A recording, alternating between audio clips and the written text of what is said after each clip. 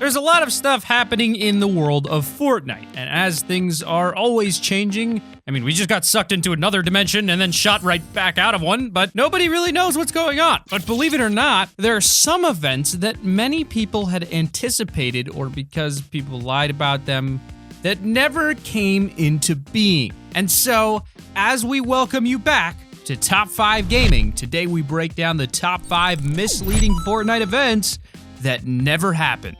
Well, as far as you know, anyway. You guys remember that old water version of the map where you'd have to change the water levels constantly? Sheesh. Actually, now that I think about it, I think that might have been a different game. Yeah, well, let's jump into it.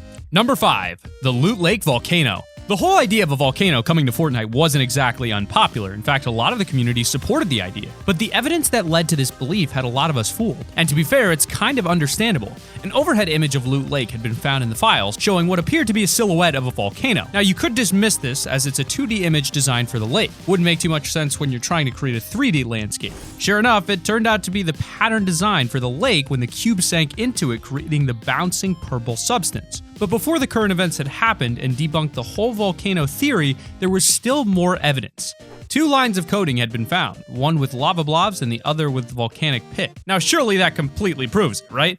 I suppose you could say my theory was half right, as these belong to the purple jump craters you find around the ruin sites. Technically, you could say they're mini volcanoes, but I don't think that really counts. That was just the names given to them in the coding, and it was never the big volcano a lot of people were expecting. And that's where a lot of problems came from. At the end of the day, when coding is leaked, it's left up to the community's interpretation. We can only guess what it's for, but sometimes it just turns out to be a small feature or maybe even something completely irrelevant. And for all those that streamed the volcano event is happening right now, running 15-minute timers, constantly ending up just wasting a lot of people's time, making a big deal out of something that never happened.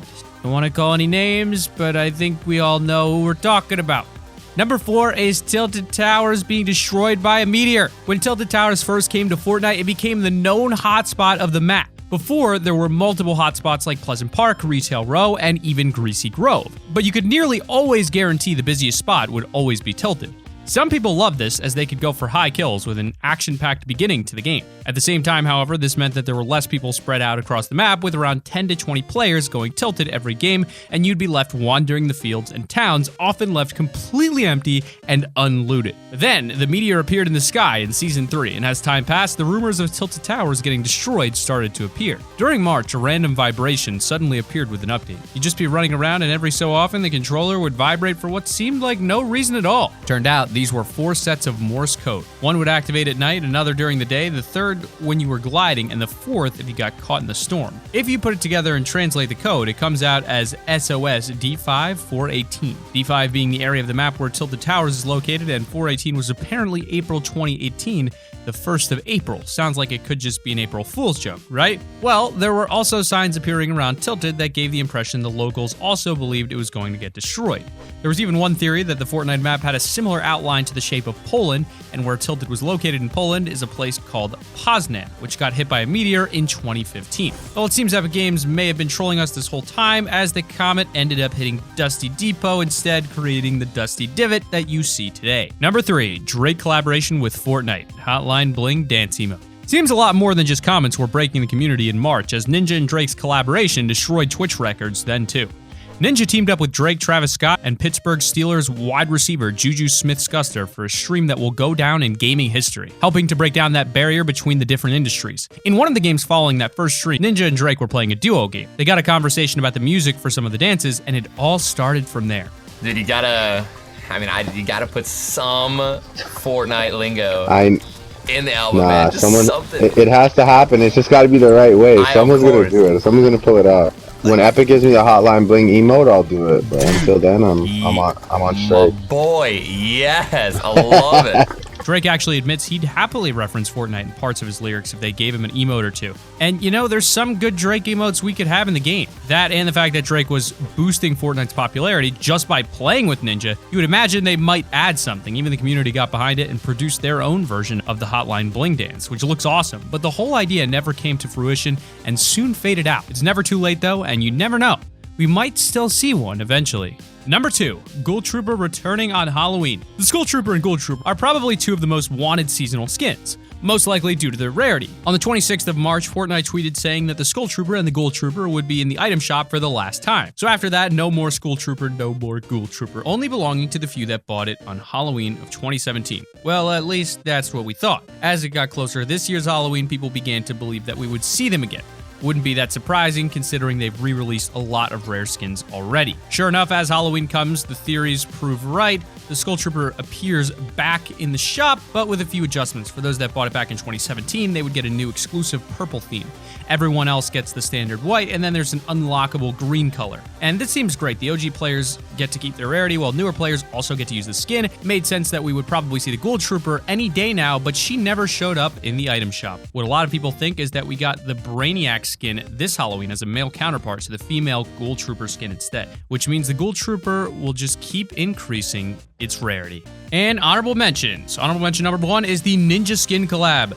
Now, there's a lot of people out there that think Ninja deserves a skin in Fortnite. The man's been advertising Fortnite to millions every week. Now, to be fair, they do have the plunger or sword pickaxe, which most people believe is for Ninja, but even he's admitted that it's not the most complimentary item to get created for him. Half of it belongs to a toilet. What are Fortnite trying to say about Ninja? Now, there's quite a lot of items and skins in the game that were inspired by streamers, and some even have more than one. Perhaps that's why you may hear Ninja do a few rants like this one. Fortnite tweeted out, "Looking for a fun, laid-back Fortnite stream? We got you covered. Drop into @NotNinjaStream because we don't want a ninja skin in the game.com / I'm totally trolling, man. They just tweeted out someone else's stream that isn't me. Look, dude, I'm not mad. You know what I'm saying? I'm not mad. I'm not angry. I would have been streaming their game since pretty much it came out, you know what I mean? Advertising about, you know, 1 billion people. What do I mean by 1 billion? Is it had over 1,500 million channel views on my channel since I started doing, you know, Fortnite content.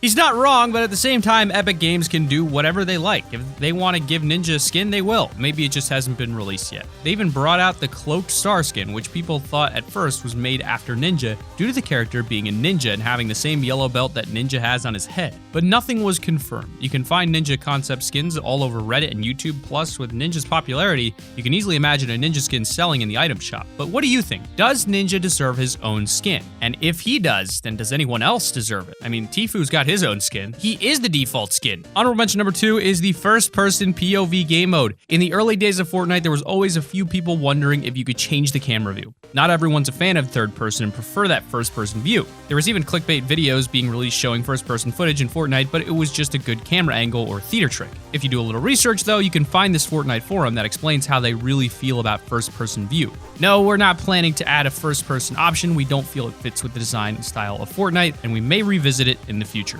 So for now, it seems like we won't be seeing a change, but as they said, they may revisit the idea. I think the only fair way they can do it is to give people the option to use either. If someone wants to use first person against me in third person, it wouldn't bother me in third person view. I can see over walls and look around corners without exposing myself to getting shot. Each view has its own risks, and it's down to the player that takes that risk. But as of the moment, it looks like that idea is still far off in the future. Honorable mention number 3 is the Zapatron returning.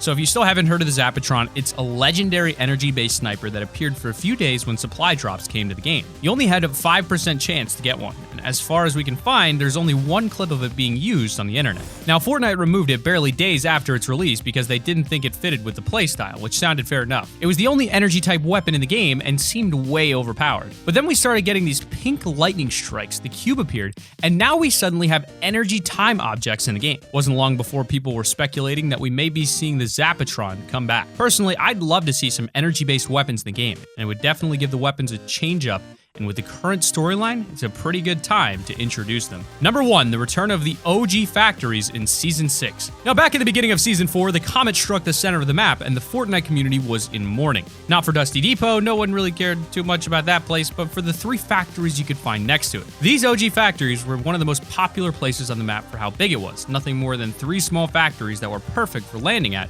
or just stopping by to regroup. It had plenty of materials around it and was highly defensive, except against the comet, apparently. Now, to be fair to Epic Games, they did add a larger version of this area near Flush Factory, but it just isn't the same. We even thought they might be bringing it back, but during Seasons 4, 5, and 6, there were multiple trucks placed throughout the map, all with building equipment, and as the weeks went on, these trucks would gradually move around the map, slowly going towards Dusty Divot and a few other craters. Just as one of them to the south gets to Dusty, it parks up right next to where the old factories used to be, and instantly videos started popping up on YouTube declaring the factories were coming back. But alas, it was just a dream and a hope shortly after the truck carried on driving around the crater's edge until it met up with a few others at the main Dusty Depot and refurbished it into the Dusty Diner we now have. So that has been our list of the top 5 misleading Fortnite events that never happened. Be sure to click that like button and subscribe to the channel for more content just like this. Push notifications on so you never miss a video, and keep it here on Top 5 Gaming.